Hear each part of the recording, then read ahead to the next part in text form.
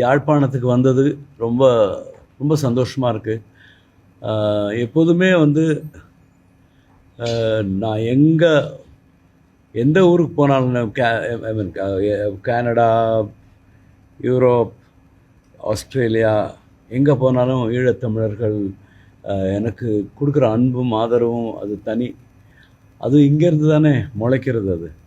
அது யாழ்ப்பாணத்துக்கு வரும்போது அது இன்னும் அதிகமாக எனக்கு ஃபீல் ஆகுறது. அந்த ஒரு அன்பு வந்ததுலேருந்து எனக்கு அன்பு மட்டும்தான் கிடச்சிட்டுருக்கு. இதுக்கு நான் எப்படி திருப்பி உங்களுக்கு நன்றி சொல்ல போகிறேன்னு எனக்கே தெரியல. இந்த நிகழ்ச்சி பொறுத்த அளவுக்கு இது வந்து இந்த மெடிசின் ஃபேக்கல்ட்டிக்கு வந்து ஒரு பஸ் வாங்கிறதுக்கு அதுக்கு தான் நாங்கள் நிதி திரட்ட நாங்கள் ப்ரோக்ராம் செய்கிறோம் நாளைக்கு. இந்த ப்ரோக்ராம் ஆஃப்கோர்ஸ் நாங்கள் எங்களுக்கு பிடிச்ச பாடல்கள், உங்களுக்கு பிடிச்ச பாடல்கள் எல்லாம் பாடுவோம். நான் பாடின பாட்டு, மற்றவங்க பாடின பாட்டு. ஷர்ணியா இருக்கா என்னோட பொண்ணு, அப்புறம் அக்ஷயா, ஜீவன், சரிகமபாலேருந்து இவங்க 2 பேரும். அப்புறம் நம்ம யாழ்ப்பாணத்தை சேர்ந்த கில்மிஷாவும் பாடுறாங்க. ஸோ என்னோடய பேண்டு வந்திருக்கு, ரொம்ப நல்ல மியூசிஷியன்ஸ். ஸோ நாளைக்கு ரொம்ப நல்ல ஒரு இசை நிகழ்ச்சி நடக்க போகிறது.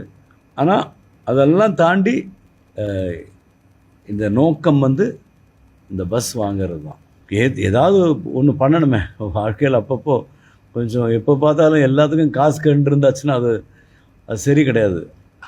அண்ட் இது வந்து எனக்கு ரொம்ப நெருங்கிய நண்பர் ஒருத்தர், அவர் மூலமாக தான் வந்து இந்த ஐடியாவே வந்தது எனக்கு. என்கிட்ட மகாதேவன்கப்பட்டவர், அவர் தான் என்னை ஃபோன் பண்ணி இந்த மாதிரி அவர் நிறைய சேரிட்டி பண்ணுற ஒரு மனிதர், நிறைய சேரிட்டி பண்ணுவார்.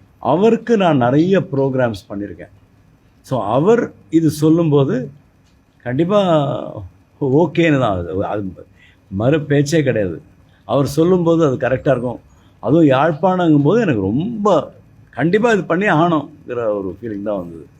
வரவேற்பு தான் ரொம்ப அப்படியே மனசை குளிர வச்சுது. அவ்வளோ சந்தோஷம்.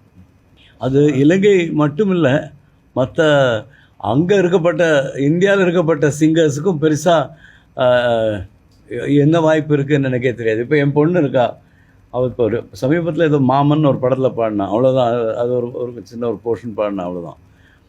டேலண்ட்டுங்கிறது மட்டும் போகாது. இப்போ நாங்கள்லாம் பாடிட்டு இருந்த ஒரு காலகட்டத்தில் வந்து ஒரு திரைப்படத்தில் 5 பாடல் 6 பாடல் எல்லாமே ஹிட்டாக இருக்கும், எல்லாமே ஒரு பாட்டு பிக்சரைஸ் ஆகும், எல்லாம் ஆகும். இப்போ அப்படி இல்லை. அதனால் ஆனால் திறமைசாலியான சிங்கர்ஸ் வந்துட்டு தான் இருக்காங்க, அவங்களுக்கு வாய்ப்பு வந்துட்டு தான் இருக்குது. அது மட்டும் இல்லை, இன்றைக்கி வந்து சிங்கர்ஸ் வந்து பாடகர்கள் பாடகிகள் எல்லாருமே வந்து மேடை நிகழ்ச்சிகளில் ரொம்ப பிஸியாக இருக்காங்க.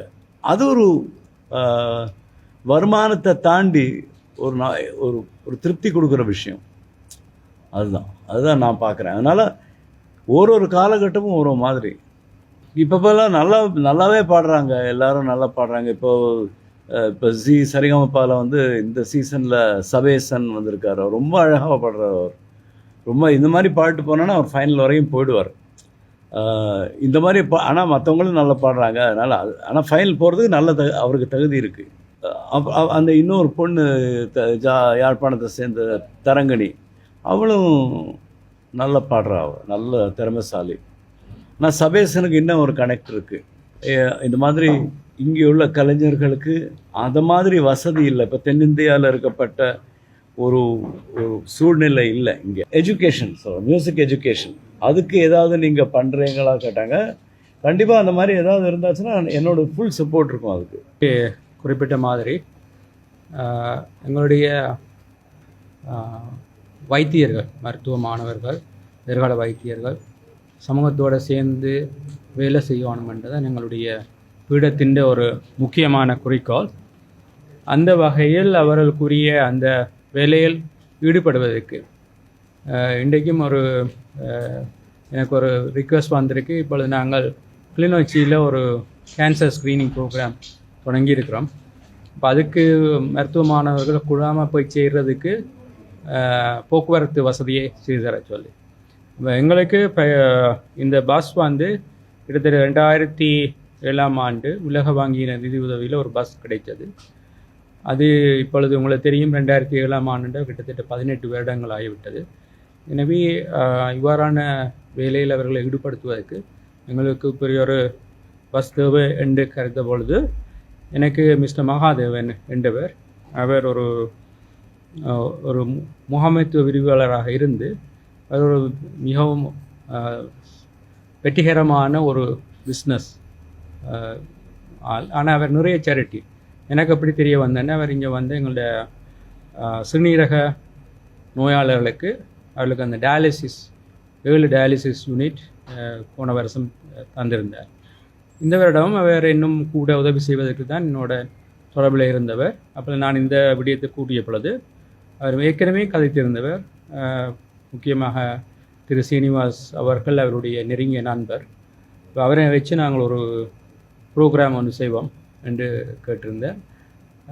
இப்பொழுது தான் நாங்கள் எங்களுக்கு இது ஒரு வருஷமாக நாங்கள் கதைச்சு இன்றைக்கு அது எங்களுக்கு கைகூடி இருக்குது.